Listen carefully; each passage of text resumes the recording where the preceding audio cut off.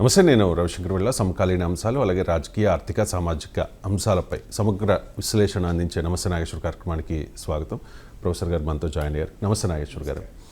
రేపే నిర్మలమ్మ పద్దు ఉండబోతోంది. సో ఈసారి నిర్మలమ్మ మురిపిస్తారా లేక మాయ చేస్తారా అంటూ ప్రజలు ఎదురు చూస్తూ ఉన్న పరిస్థితి. సాధారణంగా బడ్జెట్ అంటే వేతన జీవులు, మధ్యతరగతి వాళ్ళు ఇన్కమ్ ట్యాక్స్ రిలీఫ్ కోసం మాత్రమే చూస్తూ ఉంటారు. కానీ బడ్జెట్లో చాలా గణాంకాలు ఉంటాయి. అది చాలామంది టఫ్ సబ్జెక్ట్ అని అనుకుంటూ ఉంటారు. బడ్జెట్ గురించి అందరూ తెలుసుకోవాల్సిన అవసరం కూడా ఉంది. ప్రతి ఏడాది కూడా బడ్జెట్ ప్రవేశపెట్టే ముందు రోజు ఆర్థిక సర్వేను కూడా రిలీజ్ చేస్తారు. సో ఇవాళ ఆర్థిక సర్వేను రిలీజ్ చేయబోతూ ఉన్నారు. ఆర్థిక సర్వే ప్రవేశపెట్టాల్సిన అవసరం ఏంటి అండ్ ఆర్థిక సర్వేకు బడ్జెట్కు ఉన్న సంబంధం ఏంటి అంటే ఏం చెప్తారు? ఇప్పుడు మనకు ఇది పార్లమెంట్లో ఆర్థిక సర్వే అని అంటాము, ఎకనామిక్ సర్వే అని. ఇది మీరు అన్నట్లు బడ్జెట్కి ఒక రోజు ముందు ప్రవేశపెడతారు. తర్వాత దీనికి పుస్తక రూపంలో కూడా వస్తుంది. ఇది very authentic document on the state of Indian economy. అలాగే మీకు రాష్ట్రాల స్థాయిలో అయితే సోషియో ఎకనామిక్ అవుట్లుక్ అంటారు. కంపారిటివ్లీ రాష్ట్రాల్లో వచ్చే ఎకనామిక్ సర్వే సోషియో ఎకనామిక్ అవుట్లుక్లో ప్రభుత్వాల కరపత్రాల్లాగా ఉంటాయి. అందులో ఏమీ మెటీరియల్ ఉండదు. ప్రభుత్వం ఇచ్చేసింది, అది చేసింది అంటే there is no intellectual stimulation, మేధోపరమైన వికాసాన్ని కలిగించే అంశాలు ఏమీ ఉండవు. కేవలం ప్రభుత్వం ఏకరువు పెట్టుకుంటుంది, మేము ఇచ్చేసాం, అది చేసామని. కానీ ఇందుకు భిన్నంగా ట్రెడిషన్, కన్వెన్షన్ ఏంటంటే పార్లమెంట్లో ప్రవేశపెట్టే ఆర్థిక సర్వే. ఎందుకంటే దీని కొరకు ఎదురు చూస్తారు. ఇప్పుడు మీకు ఈ సోషియో ఎకనామిక్ అవుట్లుక్ గురించి ఎవడు ఎదురు చూడాడు. ఈ సోషియో ఎకనామిక్ అవుట్లుక్ రాష్ట్రాల్లో బడ్జెట్తో పాటు ఇస్తారు. అంటే బడ్జెట్ డాక్యుమెంట్తో బడ్జెట్ ప్రవేశపెట్టినప్పుడు బడ్జెట్ డాక్యుమెంట్తో పాటు, బడ్జెట్ స్పీచ్ డాక్యుమెంట్తో పాటు సోషియో ఎకనామిక్ అవుట్లుక్ బుక్ ఇస్తారు. కానీ ఎకనామిక్ సర్వే ముందు రోజు ప్రవేశపెడతారు. పెట్టడమే కాకుండా ఈ పార్లమెంటరీ కన్వెన్షన్ ఏంటంటే ప్రతి economic survey something to think, అంటే మెదడుకు మేత అంటారు కదా. సో కొత్త కాన్సెప్ట్స్ను, కొత్త భావనల్ని, కొత్త అంశాలని చర్చ కూడా పెడుతుంది. ఎందుకంటే ఇది చీఫ్ ఎకనామిక్ అడ్వైజర్, భారత ప్రభుత్వానికి ప్రధాన ఆర్థిక సలహాదారు చీఫ్ ఎకనామిక్ అడ్వైజర్ ఆధ్వర్యంలో ఎకనామిక్ సర్వే రచించబడుతుంది. ఎకనామిక్ సర్వేలో చెప్పిన ప్రతి ఒక్కటి వెంటనే ఇంప్లిమెంట్ కావాలని కూడా లేదు. ఉదాహరణకు యూనివర్సల్ బేసిక్ ఇన్కమ్ యూబీఐ అని చాలా రోజుల కింద చెప్పారు. అది ఇప్పటికి కూడా అమలేం కాలేదు. కానీ ఇలా ఒక ఇన్నోవేటివ్ ఎకనామిక్ కాన్సెప్ట్స్ను డిబేట్ కూడా పెడతారు. ఇప్పుడు లాస్ట్ టైం ఎకనామిక్ సర్వేలో డిజిటల్ ఎకానమీ గురించి మాట్లాడారు. సో ఇలా ప్రతి బడ్జెట్ కూడా సర్టెన్ ఇన్నోవేటివ్ థాట్స్ను సమాజం ముందు, ప్రజల ముందు, రాజకీయ వ్యవస్థ ముందు, ఆర్థిక వ్యవస్థ ముందు డిబేట్కి పెడతారు. అందువల్ల ఎకనామిక్ సర్వే ఇది వండర్ఫుల్ ఎక్సర్సైజ్. ఇక మీరు అన్నట్లు మరి ఎకనామిక్ సర్వేకు బడ్జెట్కు ఉన్న లింక్ ఏంటి? ఇప్పుడు రవిశంకర్ మీరు ఏదైనా కడుపులో నొప్పిలేస్తుంది అని డాక్టర్ దగ్గరికి వెళ్తారు. డాక్టర్ ఏం చేస్తాడు? మిమ్మల్ని మీకు 4 టెస్టులు వస్తాడు. కడుపులో నొప్పి అయితే బ్లడ్ టెస్ట్ చేయించండి, ఏదైనా బ్యాక్టీరియల్ ఇన్ఫెక్షన్ ఉన్నా, వైరల్ ఇన్ఫెక్షన్ ఉన్నా నొప్పి లేవచ్చు, లేదు ఇంకో అల్ట్రాసౌండ్ చేయించండి, లేదు ఇలా అని 1, 2, 3 ఏదో టెస్ట్లు రాస్తారు. మీరు వెళ్ళి డయాగ్నోస్టిక్ దగ్గరికి వెళ్ళి టెస్ట్ రిపోర్ట్లు తీసుకెళ్ళి మళ్ళీ డాక్టర్ చూపెడతారు. ఆ టెస్ట్ రిపోర్ట్లో వచ్చిన దాని ఆధారంగా డాక్టర్ మందులు రాస్తాడు. బడ్జెట్ ఆర్థిక మంత్రి అనే అతను ఒక ఎకనామిక్ డాక్టర్, అంటే దేశం ఎదుర్కొనే ఆర్థిక ఇబ్బందులకు, ఎకనామిక్ ఎయిల్మెంట్స్, ఆర్థిక రుగ్మతలకు పరిష్కారాన్ని చూపే వైద్యుడు ఆర్థిక మంత్రి. మరి ఆ వైద్యుడు పరిష్కారం చూపడం అంటే ఏంటి? ప్రిస్క్రిప్షన్ ఏంటి? బడ్జెట్. ఇంకో బడ్జెట్లో నేను ఈ ఎకనామిక్ ఎయిల్మెంట్స్, ఆర్థిక రుగ్మతలకు పరిష్కారం చూపుతున్నాను అని ఫైనాన్స్ మినిస్టర్ చెప్తాడు. కానీ దానికి ఒక బేసిస్ ఉండాలి కదా, డయాగ్నాస్టిక్స్. ఎకనామిక్ సర్వే అనేది ఒక రకంగా డయాగ్నాస్టిక్ టెస్ట్ లాంటిది. అంటే ఒక భారత ప్రభుత్వం ఎకానమీ గురించి ఏమనుకుంటుంది, అంటే ఎకనామిక్ సిచ్యువేషన్ను బట్టి బడ్జెట్ ఉంటుంది. అందుకే ఎప్పుడు కూడా బడ్జెట్ని విశ్లేషించాలి అనుకునే ఎవరైనా ఇవాళ వచ్చే ఎకనామిక్ సర్వేను ముందుగా చదవాలి. ఎందుకంటే ఇప్పుడు ఉదాహరణకు ఎకనామిక్ సర్వేలో ప్రజల కన్జంప్షన్ ఎక్స్పెండిచర్ బాగా దెబ్బతిన్నది, ఇది ఎకానమీ గ్రోత్ను దెబ్బతీస్తోంది అనే కాన్సెప్ట్ ముందు పెట్టారనుకోండి, బడ్జెట్లో మనం ఏం ఎక్స్పెక్ట్ చేయాలి? ప్రజల చేతుల్లో ఆదాయాలు పెట్టి ప్రజల వస్తు వినిమయాన్ని, సేవల వినిమయాన్ని పెంచాలి, consumption of goods and services పెంచాలి అని బడ్జెట్లో చూస్తాం. ఎగుమతులు బాగా దెబ్బతిన్నాయి, వాణిజ్యలో ట్రేడ్ డెఫిసిట్ పెరిగింది అని బడ్జెట్లో చెప్పారనుకోండి, సరే ఎకనామిక్ సర్వేలో చెప్పారనుకోండి, బడ్జెట్లో మనం ఏం పరిశీలిస్తాం? ఈ ఎక్స్పోర్ట్స్ను పెంచడానికి, ట్రేడ్ డెఫిసిట్ వాణిజ్య లోటును తగ్గించడానికి బడ్జెట్ ఏమైనా సూచనలు చేసిందా? అలాగే ఇప్పుడు మీకు అన్ఎంప్లాయ్మెంట్ ఒక పెద్ద సమస్యగా ఉంది, క్వాలిటీ జాబ్స్ రావడం లేదు, అడిక్వేట్ జాబ్స్ రావడం లేదు, క్వాలిటీ జాబ్స్ రావడం లేదు అని ఎకనామిక్ సర్వేలో అంచనా ఉంటే బడ్జెట్లో ఈ అన్ఎంప్లాయ్మెంట్ను ఎదుర్కోవటానికి, ఎంప్లాయ్మెంట్ను బూస్ట్ చేయడానికి ఏం చేస్తాం అంటే economic survey is the diagnosis of the problem, budget is a prescription. అందువల్ల ఎకనామిక్ సర్వే లేకుండా బడ్జెట్ చూడలేము. బడ్జెట్ను ఎకనామిక్ సర్వే అనే అద్దం నుంచి చూడాలి. అదొక గ్లాస్, మనకు ఫిల్టర్. ఎకనామిక్ సర్వేలో ఈ ఎకనామిక్ సిచ్యువేషన్ పైన భారత ప్రభుత్వం ఏమనుకుంటుంది? It's an authentic assessment of the state of economy. అందుకే పార్లమెంట్కు ప్రవేశపెడతారు. ఎకనామిక్ సర్వే బయట నీకు ప్రెస్ కాన్ఫరెన్స్లో రిలీజ్ చేయొచ్చు కదా, ఎందుకు చేయరు? పార్లమెంట్లో ఎందుకు ప్రవేశపెడతారంటే భారత ప్రభుత్వం ఏమనుకుంటుంది, దేశ ఆర్థిక వ్యవస్థ ఎలా ఉందనుకుంటుంది. దాంతో అగ్రీ అయ్యే వాళ్ళు ఉండొచ్చు, డిసగ్రీ అయ్యే వాళ్ళు ఉండొచ్చు. ప్రభుత్వము కావాలని సెలెక్టివ్గా స్టాటిస్టిక్స్ని చెరీ పికింగ్ కూడా చేయొచ్చు.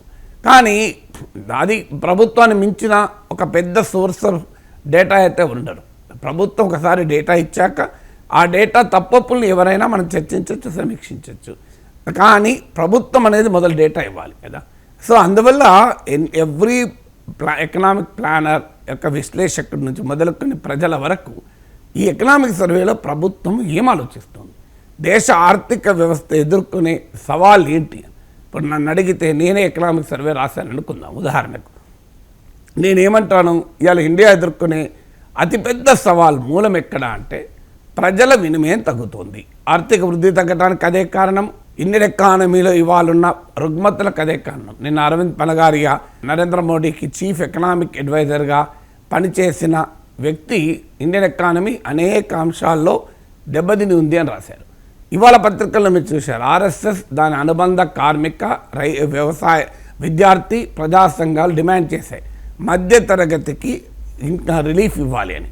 ఇది నేను ఎప్పటి నుంచి చెప్తున్నాను, దాదాపు 3-4 నెలల నుంచి. మీరు యూట్యూబ్లో middle class in professor K Nageswaram కొట్టండి, అనేక వీడియోలు వస్తాయి. 90,000, 70,000, 80,000. నిన్న కాక మొన్న కేంద్ర బడ్జెట్ మధ్యతరగతికి న్యాయం జరగాలి అని 28 నిమిషాలు మాట్లాడిన వీడియో పెట్టాను, ఒక సెమినార్లో మాట్లాడింది. ఎప్పటి నుంచో ఒక 2-3 నెలల నుంచి ఇదే పాయింట్ చెప్తూ వచ్చాను. ఇవాళ పత్రికల్లో పేజ్ 1లో ఉంది, మీరు చూడండి. ఆర్ఎస్ఎస్ అనుబంధ సంఘాలు డిమాండ్ చేశాయి, చిన్న వ్యాపారులకు అండగా ఉండండి, మధ్యతరగతికి రిలీఫ్ ఇవ్వండి, అలాగే పన్నులు తగ్గిస్తూ ఉండండి. నేను ఈ వివరాలతో సహా చెప్పాను. కార్పొరేట్ ఇన్కమ్ ట్యాక్స్ ఎలా ఉంది, పర్సనల్ ఇన్కమ్ ట్యాక్స్ ఎలా ఉందని నా విశ్లేషణలో రోజు చెప్తున్నాను. ఇవాళ మనం ఎకనామిక్ సర్వే నేను కనుక రాస్తే I will talk about the consumption. ప్రజలు వినిమయం ఎట్లా పడిపోతుంది, ఎందుకు పడిపోతుంది, దీన్ని ఎలా పెంచాలి అని.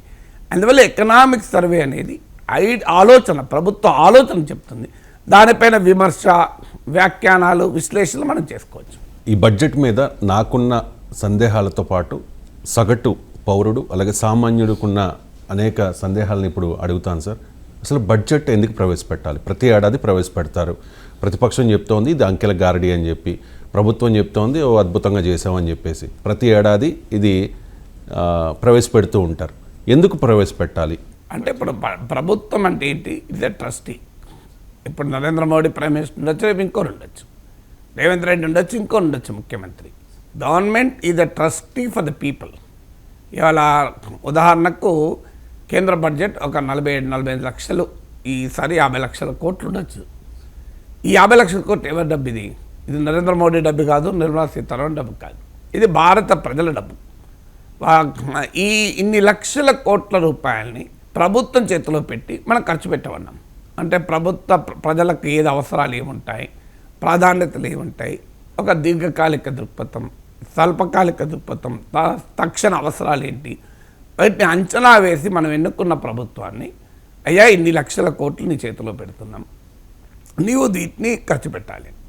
సో ఇది ఎవరికి అకౌంటబుల్గా ఉండాలి? ఎప్పుడు కూడా ప్రభుత్వాలు మన పార్లమెంటరీ డెమోక్రసీలో చట్టసభలకు అకౌంటబుల్, ఎన్నుకున్న ప్రజలకు అకౌంటబుల్, ఎన్నుకున్న ప్రజలకు నేరుగా 140 కోట్ల మంది ప్రజలకు అకౌంటబుల్ ఉండడం సాధ్యం కాదు కనుక ప్రజాప్రతినిధుల ద్వారా, పార్లమెంట్ సభ్యుల ద్వారా, అసెంబ్లీలో ఉన్న ఎమ్మెల్యేల ద్వారా ప్రజలకు ప్రభుత్వాలు జవాబుదారీగా ఉంటాయి.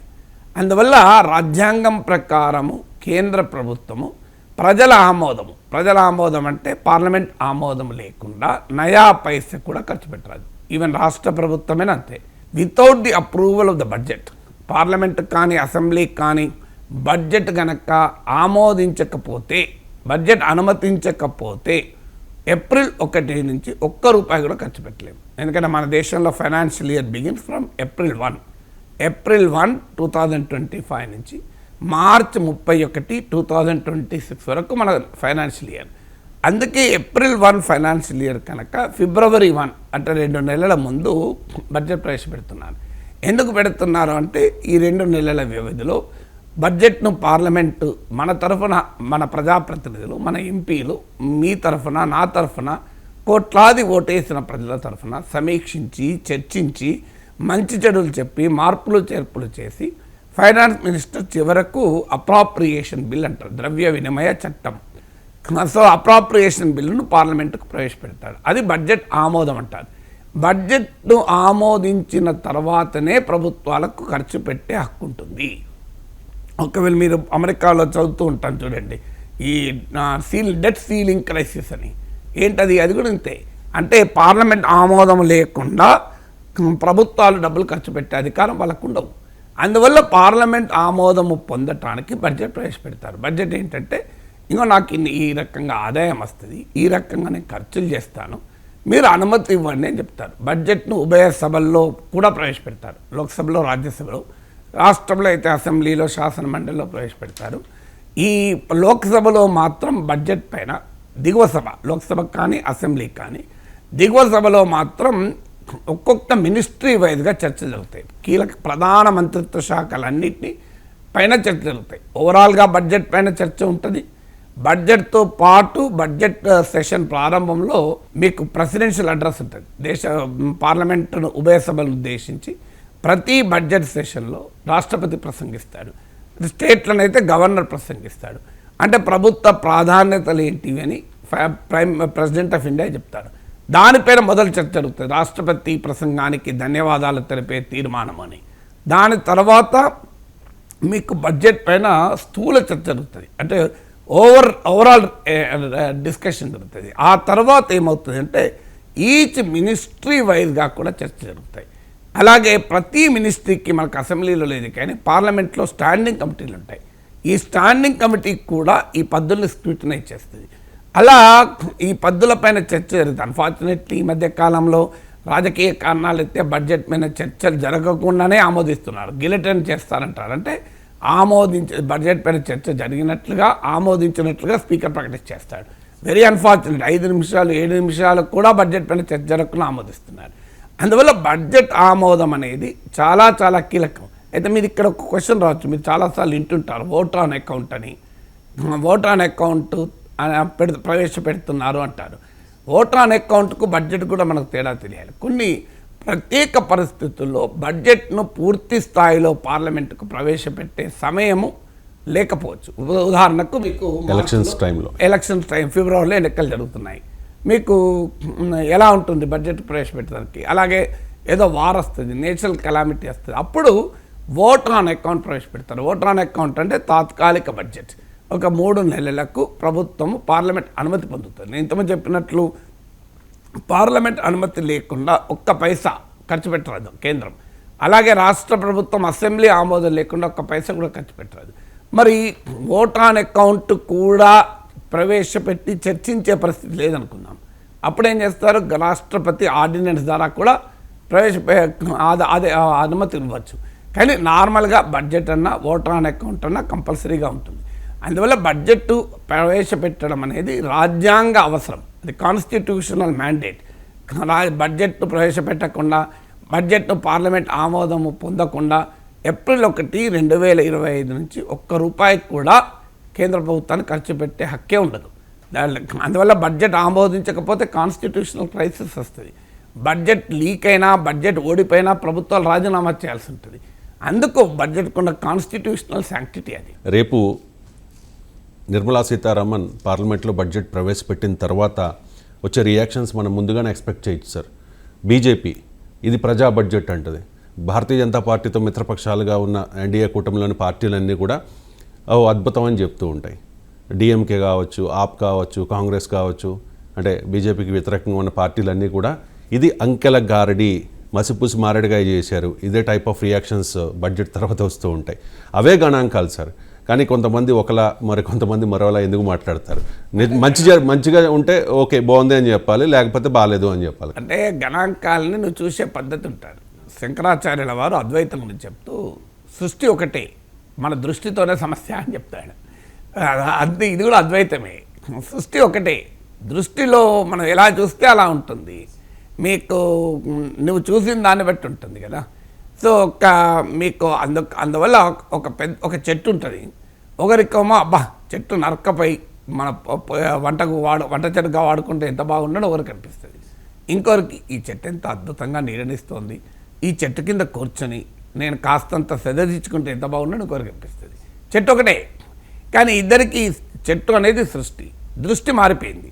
దృష్టిని బట్టి మారిపోతుంది కదా. సో అందువల్ల ఎప్పుడు కూడా గణాంకాలు ఒకటే ఉండొచ్చు, కానీ గణాంకాలను చూసిన అర్థం చేసుకున్న దాన్ని బట్టి ఉంటుంది. మీకు ఒక సింపుల్ ఎగ్జాంపుల్ చెప్తాను. మనం 2025-26 బడ్జెట్ ఉంది, అది రాబోతున్న బడ్జెట్.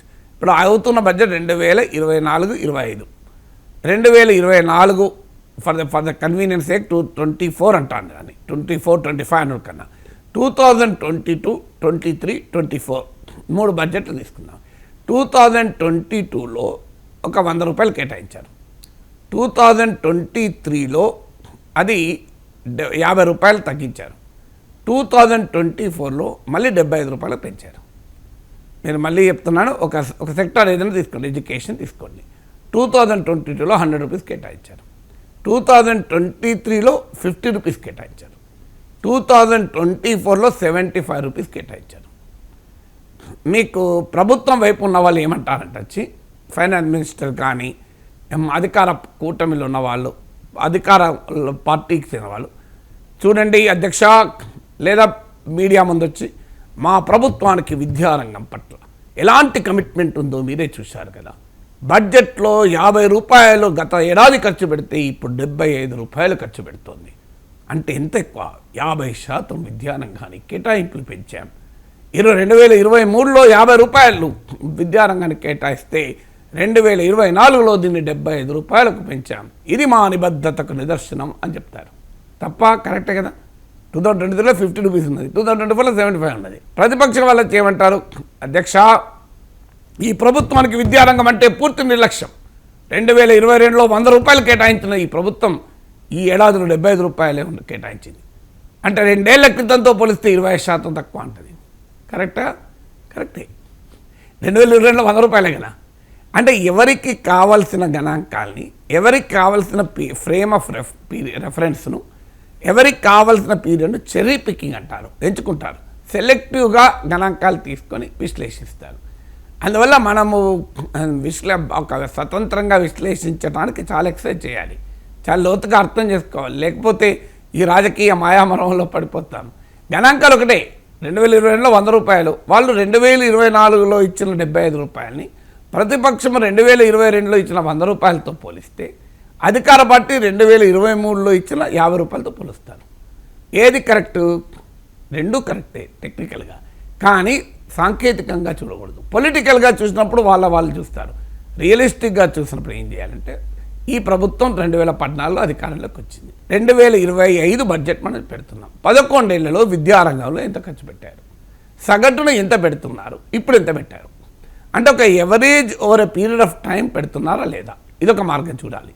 లేదు ప్రభుత్వం మొత్తం ఖర్చులో విద్యారంగానికి ఎంత పెడుతున్నారు, అది పర్సంటేజ్, అది తగ్గిందా పెరిగిందా అది చూడాలి. లేదు జాతీయ ఆదాయంలో భాగంగా ఎంత ఖర్చు పెడుతున్నారు అది చూడాలి. సో అప్పుడు మనకు ఒక రియలిస్టిక్ అంచనా వస్తుంది, విద్యారంగ అవసరాలు ఎంత ఖర్చు పెడుతున్నారు.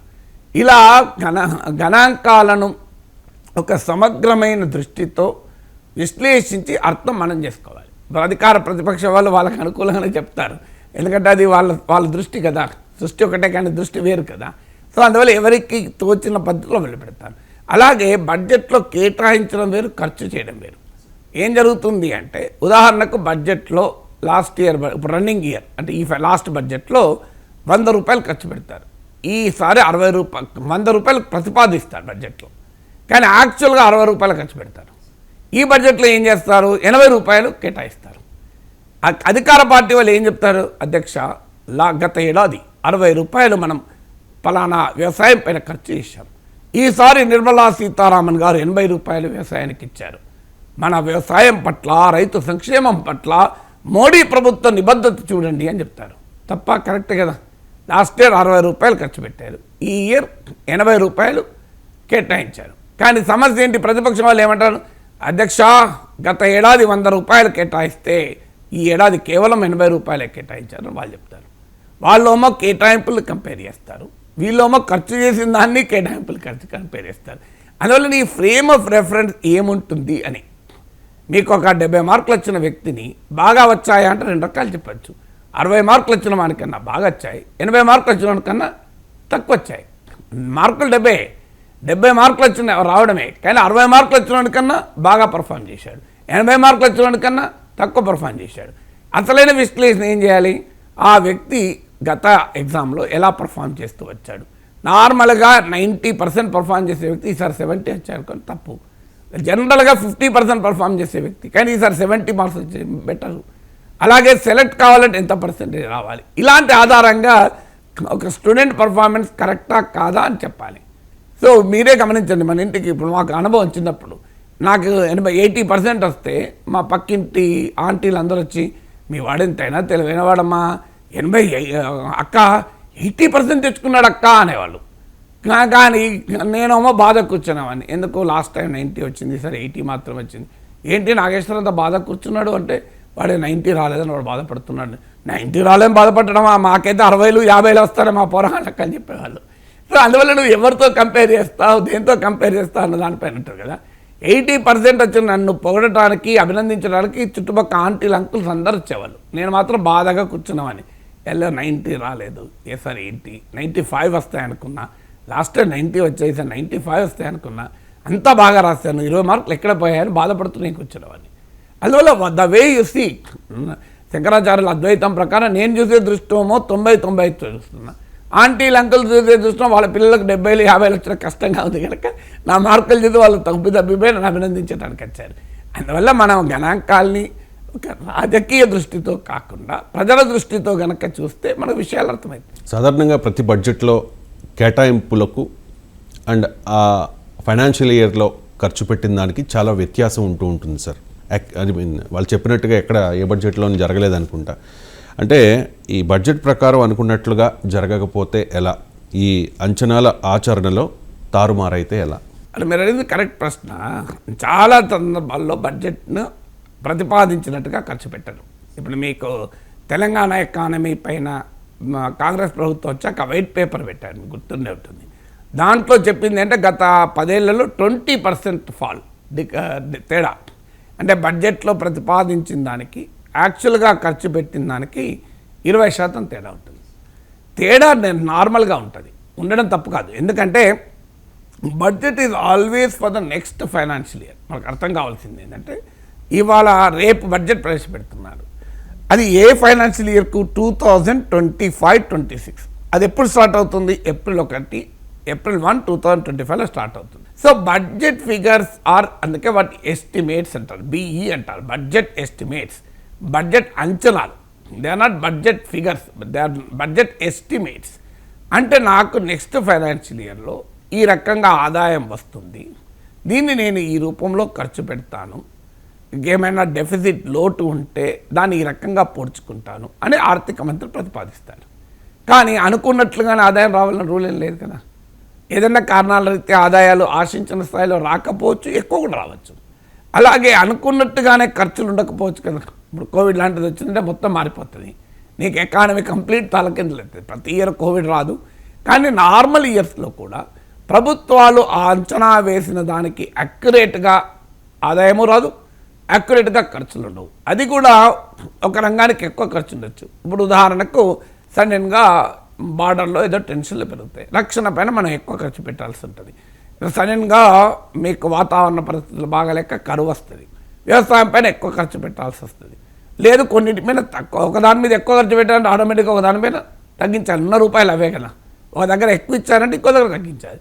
దీన్ని ఎప్పటికప్పుడు మరి ఏంటి పార్లమెంట్ ఆమోదం పొందాలి, పార్లమెంట్ ఆమోదం పొందకుండా ₹1 కూడా ఖర్చు పెట్టవద్దని మీరే చెప్పారు కదా సార్ అంటారు. మళ్ళీ ఎలా అంటే దానికి సప్లిమెంటరీ డిమాండ్స్ ఉంటాయి. ఎప్పటికప్పుడు పార్లమెంటుకు వచ్చి ఫైనాన్స్ మినిస్టర్ సప్లిమెంటరీ డిమాండ్స్ ప్రవేశపెడతారు. అంటే ఇంకో నేను ఇంత ఖర్చు అవుతుంది అనుకున్నాను, కానీ నాకు ఇంకా ఎక్కువ డబ్బు ఖర్చు అవుతుంది, అందువల్ల నాకు అదనంగా కేటాయించడానికి అనుమతి ఇవ్వండి అని పార్లమెంట్కి వస్తారు. వాటినే సప్లిమెంటరీ డిమాండ్స్ అంటారు. అందుకే మీరు బడ్జెట్ ప్రవేశపెట్టేటప్పుడు మీరు అడిగిన పాయింట్ ఇంపార్టెంట్ పాయింట్. అనుకున్నట్లుగా ఖర్చు జరగదు, అనుకున్నట్లుగా ఆదాయము రాదు, ఎక్కువ కావచ్చు తక్కువ కావచ్చు. అందుకే ప్రతి బడ్జెట్లో 3 రకాల ఫిగర్స్ ఇస్తాడు finance minister. Budget at a glance అని ఒక పుస్తకం ఉంటుంది.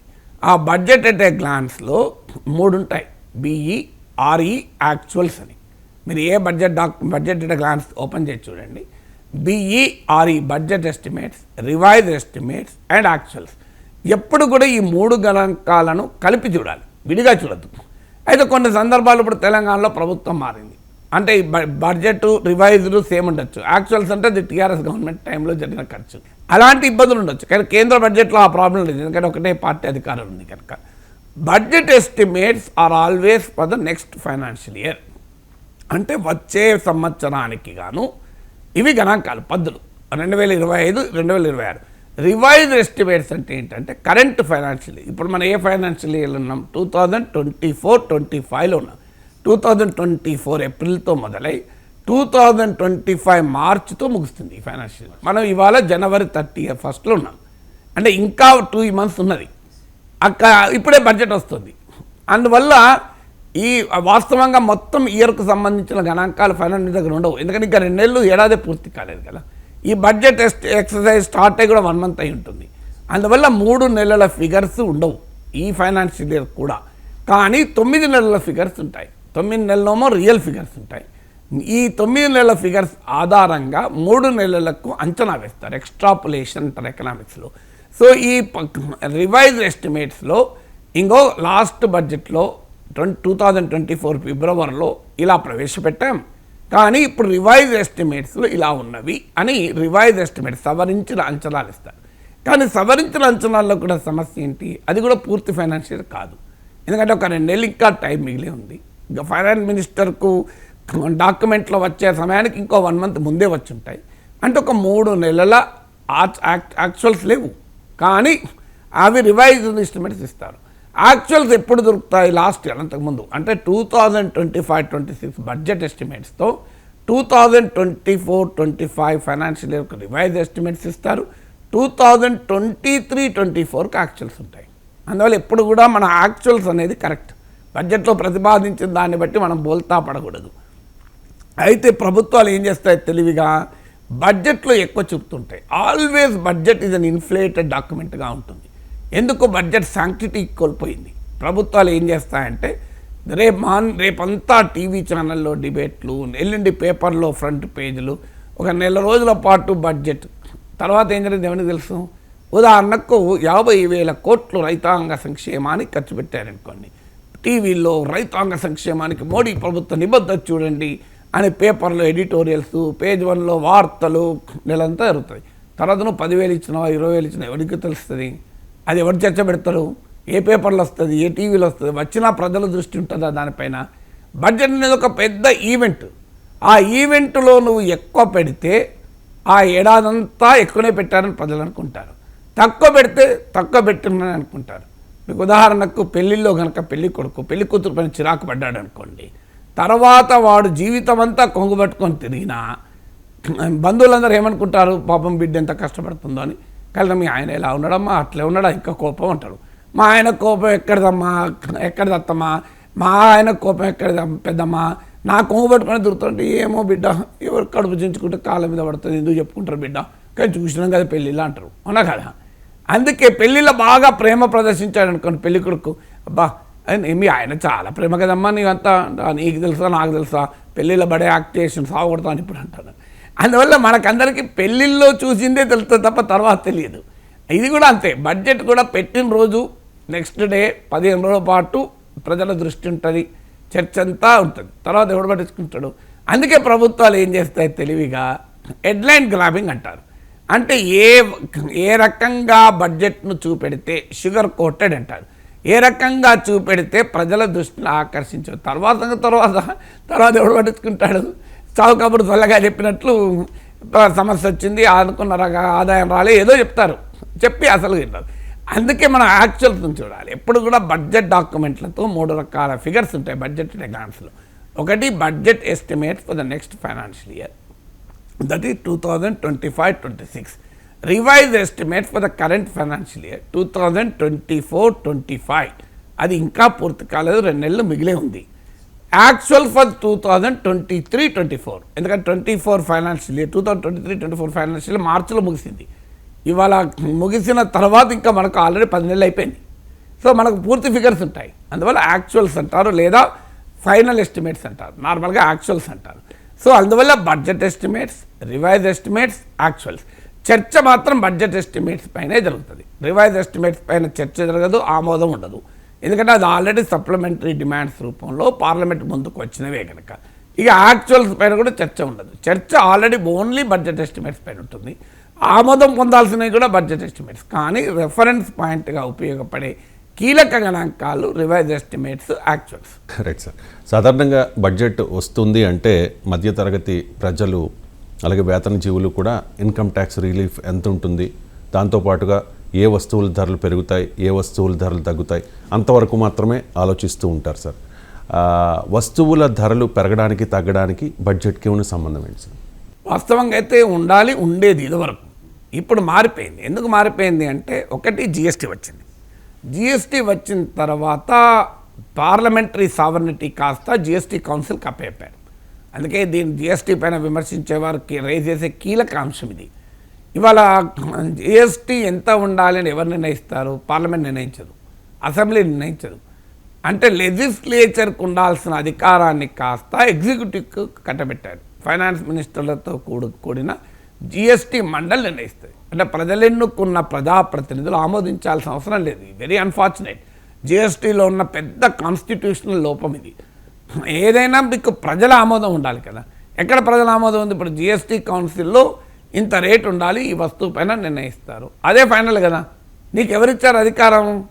అన్ఫార్చునేట్లీ పార్లమెంట్ చేసిన చట్టం ద్వారానే పార్లమెంట్ తనకుండాల్సిన అధికారాన్ని తీసుకెళ్ళి ఫైనాన్స్ మినిస్టర్ల మండలికి అప్పచెప్పింది. This a very big constitutional question, కానీ దట్ ఇస్ ద రియాలిటీ.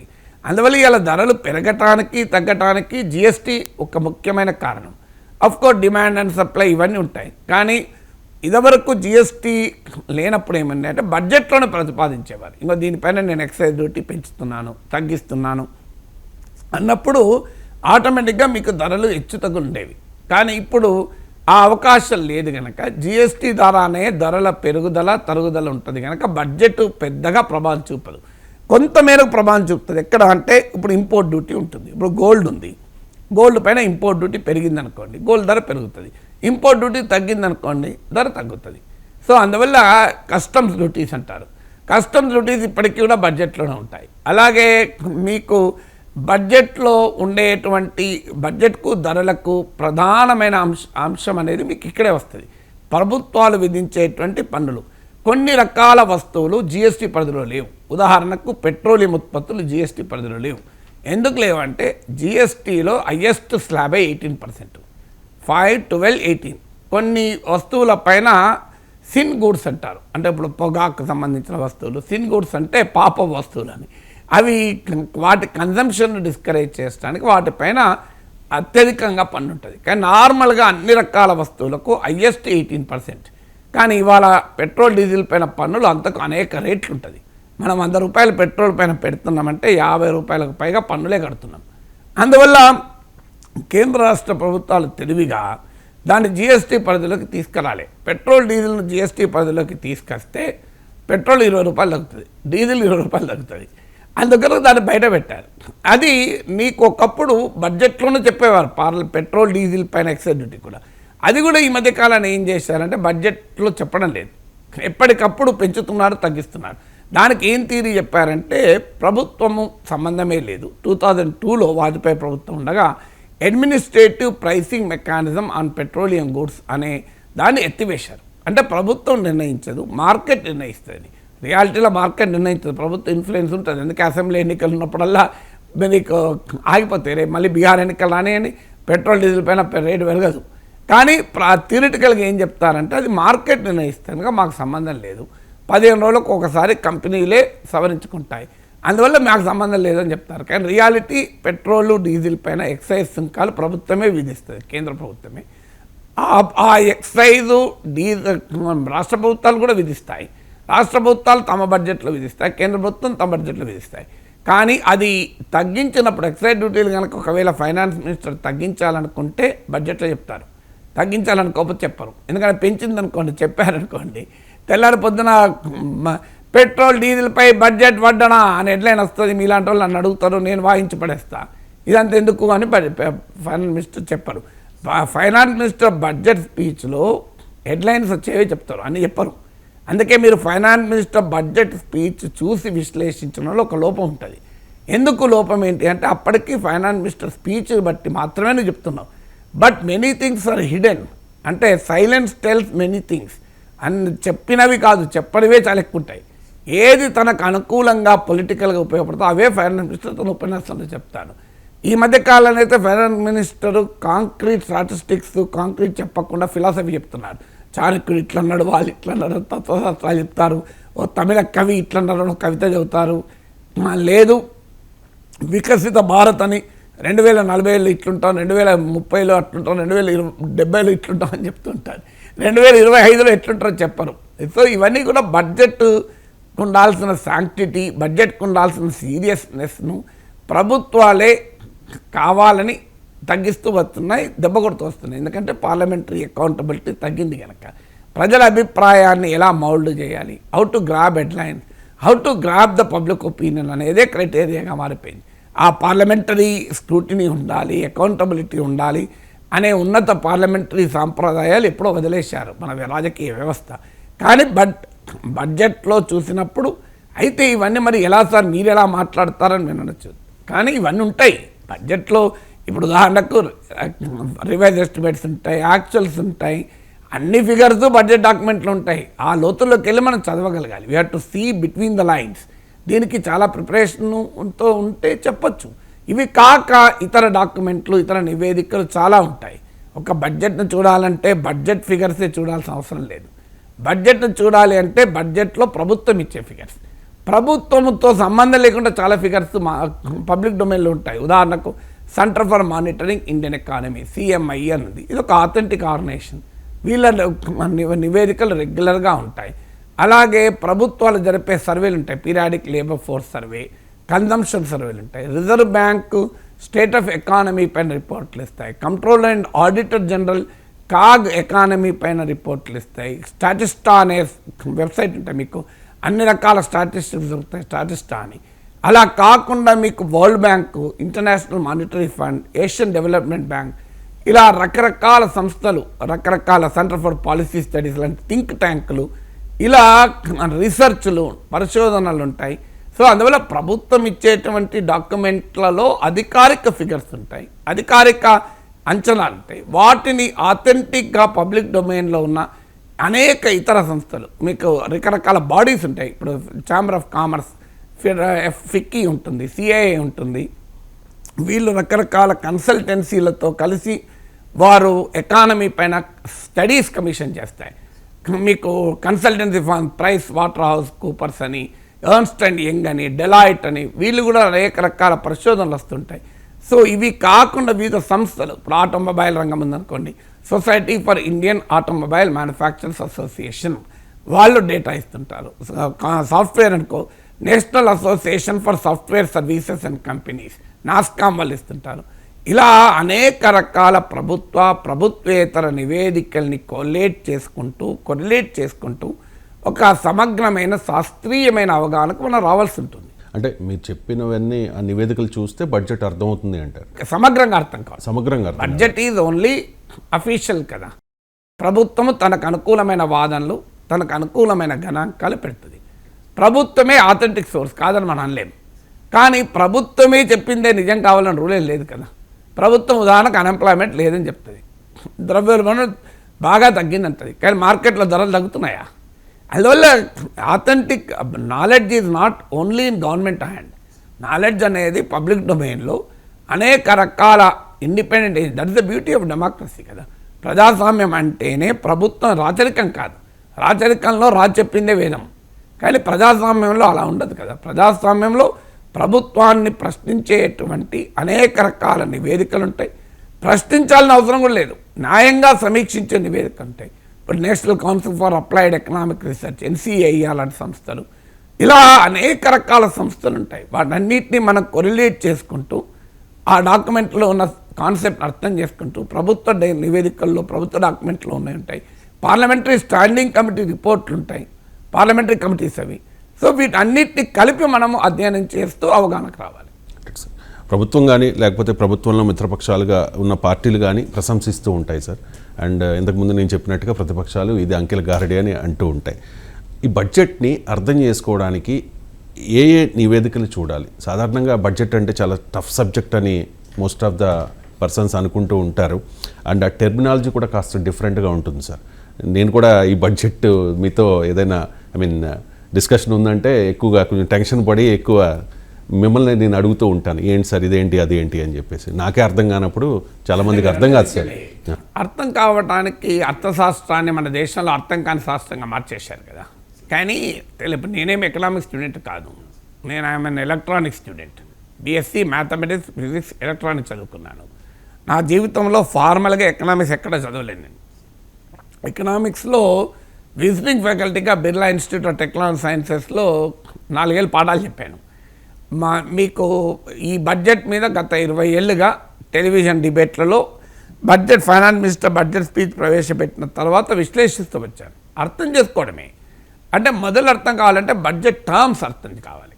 ఎందుకంటే బడ్జెట్లో మీరు అన్నట్లు అనేక రకాల జార్గాన్ ఉంటుంది. ఇప్పుడు మీరు అన్నట్టు revise estimates, actual estimates, budget estimates, fiscal deficit, ఇలా రకరకాల పదాలు ఉంటాయి.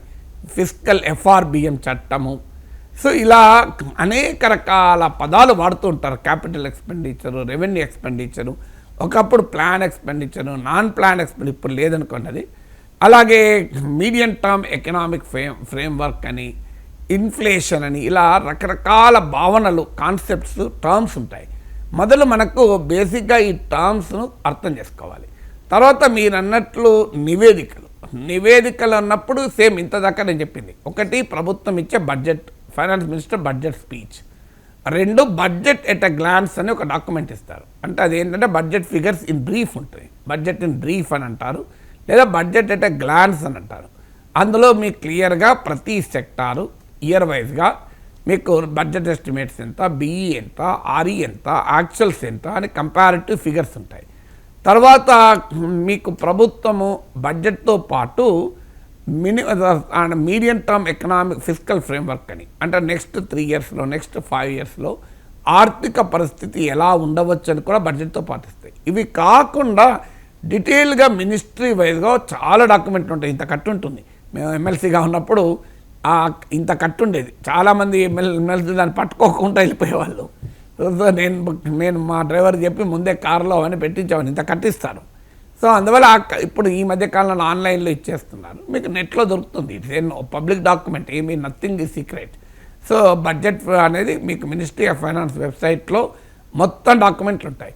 ఇలా ఒక్కొక్క డిపార్ట్మెంట్ వైజ్గా రిపోర్ట్లు ఉంటాయి. అవన్నీ మనం చదివే ఓపిక లేకపోయినా, మొదలు finance minister budget speech, 2 budget at a glance, 3వది ఈ ఫిస్కల్ ఫ్రేమ్వర్క్ అంటే ఆర్థిక పరిస్థితి ఎలా ఉండవచ్చు అని, 4వది ఎకనామిక్ సర్వే, నేను ఇంతకుముందు చెప్పాను.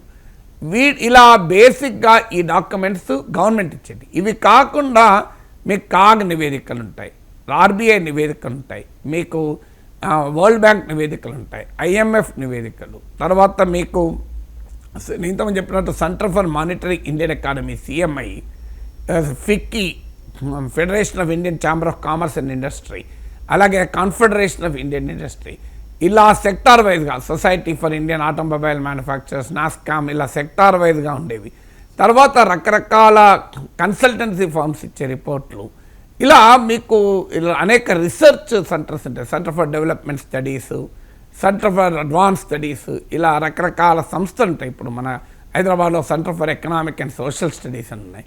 ఇలా రకరకాల థింక్ ట్యాంకులు ఉంటాయి, రకరకాల agent centre for policy studies, వీళ్ళు పరిశోధనలు చేస్తూ ఉంటారు, వాళ్ళు చెప్తుంటారు. ఇవి కాకుండా మనకు ప్రఖ్యాత అర్థశాస్త్రవేత్తలు, ఆయా రంగాల నిపుణులు వారు బడ్జెట్ను విశ్లేషిస్తుంటారు. వెంటనే టీవీలో విశ్లేషించవచ్చు, లేదా తర్వాత పేపర్లో ఆర్టికల్స్ రావచ్చు. టాప్ ఎకానమిస్టులు, రకరకాల ఎకానమిస్ట్ ఉంటారు. ప్రభుత్వాన్ని సమర్థించే ఎకానమిస్ట్ ఉంటారు. ఇప్పుడు సుర్జిత్ భల్లా ఇది రైట్ వింగ్ ఎకానమిస్ట్, ప్రభుత్వాన్ని సమర్థిస్తారు.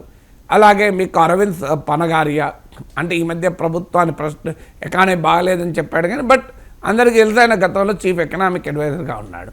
అలాగే మీకు మోహన్ దాస్ పాయ్, ఇలాంటి ఇప్పుడు వీళ్ళంతా ప్రభుత్వాలకు అనుకూలంగా చెప్తుంటారు. ప్రోగ్రెసివ్ ఎకానమిస్టులు ఉంటారు, మీకు జయతి ఘోష్ అని, సిపి చంద్రశేఖర్, ప్రభాత్ పట్నాయక్, వీళ్ళంతా క్రిటికల్గా నిజంగానే బడ్జెట్లో ఏముంది అని స్టడీ చేస్తుంటారు. అలా అటు ఇటు రైట్ లెఫ్ట్ లేకుండా సెంటర్లో ఉండే వాళ్ళు కూడా ఉంటారు. సో ఇలా రకరకాల మంది రాసేటువంటి విశ్లేషణలను మనం అర్థం చేసుకోవాలి, వాటిని స్టడీ చేయాలి, అండర్స్టాండ్ చేసుకోవాలి. సో ఇలా there is no depth of information, లిటరేచర్కి ఏమీ కొరత లేదు, ఆ ప్యాషన్ ఉండాలి, అర్థం చేసుకో. ఇవన్నీ నేను ఇంతకుముందు అద్వైతం గురించి చెప్పాను, సృష్టి దృష్టి అని. సృష్టి ఒక్కటైనా ఎవరు చూసే దృష్టి వాళ్ళకు ఉంటుంది. మన దృష్టితో మనం చూడాలి, మనం అంటే ప్రజల దృష్టితో చూడాలి. ప్రజల దృష్టితో నీ మేధోశక్తికి పదను పెట్టి, మన మేధో సంపత్తిని ఉపయోగించి మేధస్సుకు పదను పెట్టి అర్థం చేసుకుని ప్రయత్నించాలి. ఏం అసాధ్యం కాదు ఇది. వాళ్ళెవరో రాశారు, వీళ్ళెవరో చెప్పారు అన్నది కాదు. వాళ్ళెవరో సపోర్ట్లు కొట్టమంటే నువ్వెందుకు సపోర్ట్లు కొట్టాలి? ప్రజల దృష్టితో ఇది రైటా రాంగా, ప్రజల దృష్టితో చూసేటప్పుడు ఆథెంటిక్ డాక్యుమెంట్ ఏంటి, పబ్లిక్ డాక్యుమెంట్. అలాంటి వాళ్ళు గవర్నమెంట్ డాక్యుమెంట్స్ నుంచే కోట్ చేస్తాను. ఇప్పుడు కార్పొరేట్ ఇన్కమ్ ట్యాక్స్ కన్నా పర్సనల్ ఇన్కమ్ ట్యాక్స్ ఎక్కువ. నేను ఎక్కడికి తీసుకున్నాను, I taken from the government documents. అందువల్ల గవర్నమెంట్ డాక్యుమెంట్స్లోనే ఉంటుంది బిట్వీన్ ద లైన్స్ చదివితే. సో అందువల్ల ఒకవేళ గవర్నమెంట్ కాకపోతే ఆథెంటిక్ డాక్యుమెంట్స్ అంటే సమాజము పబ్లిక్ డొమైన్లో చాలా యాక్సెప్టబుల్గా ఉన్న డాక్యుమెంట్స్ ఉంటాయి. ఇప్పుడు సిఎంఐ ఉంది, ప్రభుత్వం కాదు, Centre for Monitoring Indian Economy, but highly respectable organisation. So మీకు కంట్రోల్ అండ్ ఆడిటర్ జనరల్, అది ప్రభుత్వం కాదు కానీ ప్రభుత్వాన్ని ప్రశ్నిస్తూ ఎవ్రీ ఇయర్ రెగ్యులర్గా ఎకానమీ పైన రిపోర్ట్లు వస్తాయి. ఇవన్నీ మనం స్టడీ చేయగలిగితే సమగ్రమైన అవగాహన తెచ్చుకోగలం. Right sir. బడ్జెట్, ఆ తర్వాత రైల్వే బడ్జెట్ సెపరేట్గా ప్రవేశపెట్టేవారు. రైల్వే బడ్జెట్ గురించి కూడా చాలా ఈగర్గా వెయిట్ చేసేవారు సార్. ఎందుకంటే కాంగ్రెస్ గవర్నమెంట్ అయినా ఎన్డీఏ గవర్నమెంట్ అయినా రైల్వే శాఖ మంత్రి ఎప్పుడు నార్త్ ఇండియన్కి సంబంధించిన పర్సనే ఉంటారు కాబట్టి ఈ దక్షిణాదికి నష్టం జరుగుతూ ఉంటుంది అనేది మొదటి నుంచి తెలుగు రాష్ట్రాలు అండ్ దక్షిణాది రాష్ట్రాలు నాయకులు చేస్తున్న ఆరోపణ. సో గతంలో బడ్జెట్ సెపరేట్గా ప్రవేశపెట్టేవారు. ఇప్పుడు కలిపి అంటే రేపే ఈ బడ్జెట్తో పాటు రైల్వే బడ్జెట్ కూడా ప్రవేశపెడుతూ ఉన్నారు. గత కొంతకాలంగా 2-3 ఇయర్స్కి జరుగుతుంది అనుకుంటా కదా సార్. రీజన్ ఏంటి? దాని రీజన్ ఏంటంటే బ్రిటిష్ టైంలో ప్రభుత్వానికి వచ్చే ఆదాయ వ్యయాల్లో రైల్వేలే మెయిన్ ఉండే, ఇంకేవి లేకుండే, మిగతా అన్నీ కలిపినా తక్కువ ఉండే. అందువల్ల రైల్వే బడ్జెట్ సెపరేట్గా పెట్టారు. ఆ కొలోనియల్ సాంప్రదాయం స్వాతంత్రం వచ్చాక కూడా కొనసాగింది. కానీ రియాలిటీలో ఇప్పుడు రైల్వేకి ప్రభుత్వాలు పెట్టే ఖర్చు చాలా తగ్గిపోయినాయి. అందువల్ల రైల్వే కన్నా ఇంపార్టెంట్ శాఖలు పెరిగిపోయాయి. రైల్వేల కన్నా విద్యాశాఖ ఇంపార్టెంట్ కాదా? రైల్వేల కన్నా మీకు రక్షణ శాఖ ఇంపార్టెంట్ కాదా? రైల్వే కన్నా ఆరోగ్య శాఖ ఇంపార్టెంట్ కాదా? అంటే ఒకప్పుడు ప్రభుత్వం చేసే పనిలో రైల్వేసే మెయిన్ ఉండే, ప్రభుత్వ ఆదాయ వ్యయాల్లో రైల్వేసే కీలకం ఉండే. కాలక్రమేణా మారిపోయింది, ఇప్పుడు రైల్వేలు ప్రధానం కాదు కదా. అందువల్ల ఇప్పుడు నీ ఎకానమీ పెరిగింది, బడ్జెట్ పెరిగింది, నీకు మారిపోతుంది. ఇప్పుడు ఉదాహరణకు నీకు 10,000 రూపాయల ఆదాయం ఉన్నప్పుడు నీ బడ్జెట్లో ఆహారం గురించి ఎక్కువ ఆలోచిస్తావు, ఫుడ్ గురించి. ఎందుకంటే 2,000 అవుతుందా, 3,000 అవుతుందా, 4,000 అవుతుందా, నేను ఆర్గానిక్ కూరగాయలు అయితే అమ్మో మేము భరించలేము, కాస్ట్లీ అవుతాయి, చీప్గా ఎక్కడ దొరుకుతుంది, ఏ నూనె చీప్లో దొరుకుతుంది, అబ్బో అంత కోల్డ్ ప్రెస్ ఆయిల్ చాలా కాస్ట్లీ, మేము సాధారణ ఆయిల్, ఇవన్నీ చర్చ నడుస్తుంది కుటుంబంలో. కానీ 2 లక్షల ఆదాయం నెలకొన్న వారి ఇంట్లో ఈ చర్చ జరుగుతుందా? జరగదు. కోల్డ్ ప్రెస్ ఆయిలే వాడతారు, ఆర్గానిక్గా వాడతాం, అసలు ఆ డిస్కషనే ఉండదు. ఎందుకంటే 2 లక్షల ఆదాయం ఉన్న వారికి ఫుడ్ ఎక్స్పెండిచర్ చాలా లిమిటెడ్, నెగ్లిజిబుల్. 10,000 ఆదాయం ఉన్న వాళ్ళకి ఫుడ్ ఎక్స్పెండిచర్ ఎక్కువ. అందువల్ల 2 లక్షల ఆదాయం ఉండేవాడి బడ్జెట్ ప్రియారిటీస్ వేరే ఉంటాయి, 10,000 ఆదాయం ఉండేవారి బడ్జెట్ ప్రియారిటీస్ వేరే ఉంటాయి. అందువల్ల రైల్వేలు అనేది ఒకప్పుడు పెట్టడానికి కారణం అది. కాలక్రమేణా కొలోనియల్ సాంప్రదాయాన్ని మనం కొనసాగించాం. మొదట్లో ఈవెన్ బడ్జెట్ ఈవినింగ్ 5 గంటలకు ప్రవేశపెట్టేవాళ్ళు. ఆ బ్రిటిష్ పార్లమెంట్ టైంలో నువ్వు చూసుకొని పెట్టేవాళ్ళు. అది కూడా మార్చేశారు. సో ఇలా ఫిబ్రవరి 28న బడ్జెట్ పెట్టేవారు, ఇప్పుడు ఫిబ్రవరి 1కి వచ్చింది. అందువల్ల ఇప్పుడు రైల్వే బడ్జెట్ను సెపరేట్గా ప్రవేశపెట్టాల్సిన అవసరమే లేదు. ఎందుకంటే ఓవరాల్ కేంద్ర బడ్జెట్లో రైల్వే ఇన్సిగ్నిఫికెంట్ ఇప్పుడు.